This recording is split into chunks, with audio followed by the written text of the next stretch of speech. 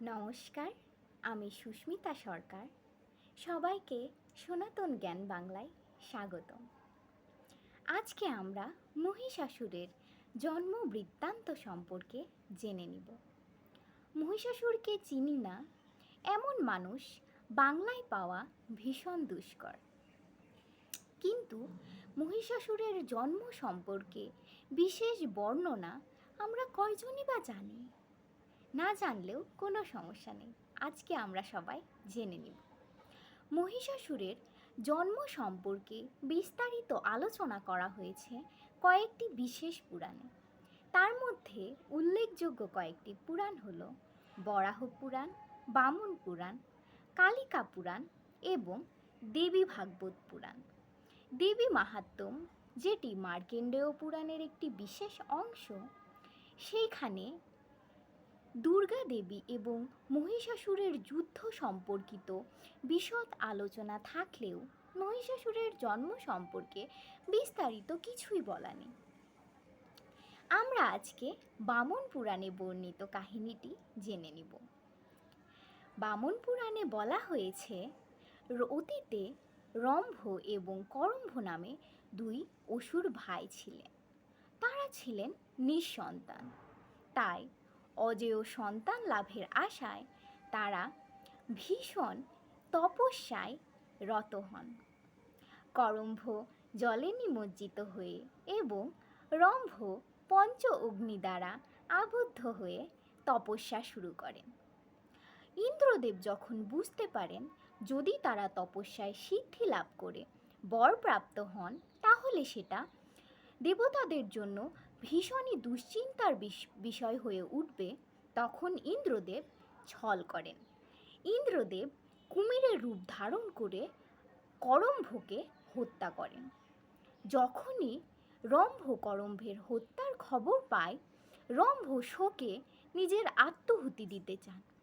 তিনি খড়গ হাতে তুলে নিয়ে আত্মহত্যার চেষ্টা করেন, কিন্তু তখনই আবির্ভূত হয় অগ্নিদেব। অগ্নিদেব রম্ভর তপস্যায় তুষ্ট হন এবং তাকে বলেন, বৎস, নিজ হত্যা পরহত্যার চেয়ে অনেক গুণ বেশি পাপের। তুমি এটা করো না, তুমি বর চাও। আমি তোমার তপস্যায় তুষ্ট, আমি তোমাকে বর প্রদান করব। রম্ভ এটা শুনে সুযোগের সদ্ব্যবহার করে তিনি বর চান এক পুত্রের, এক অজেয় পুত্রের, যে তেজস্বী হবে অগ্নিদেবের চেয়ে অনেক গুণ বেশি এবং যাকে দেবগণ এবং অসুরগণকেও হত্যা করতে পারবে না।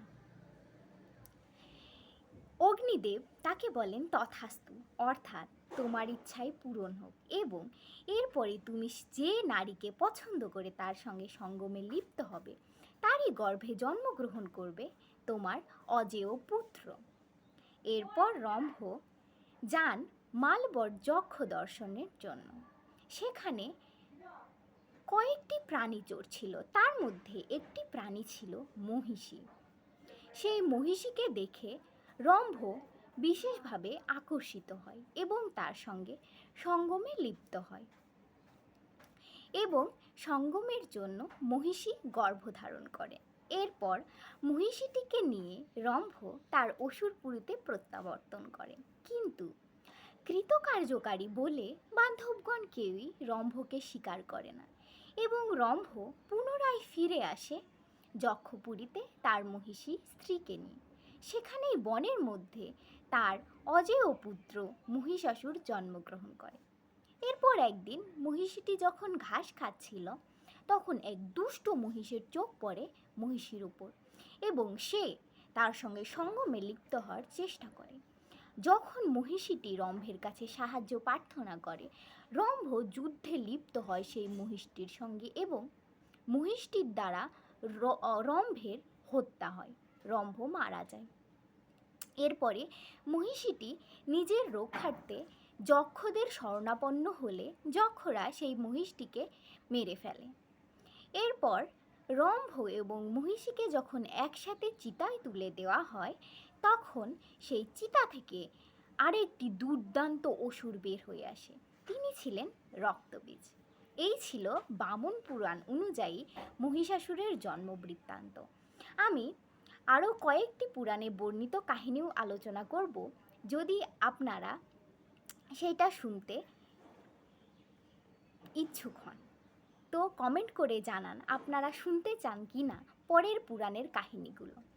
ধন্যবাদ সবাইকে। নমস্কার।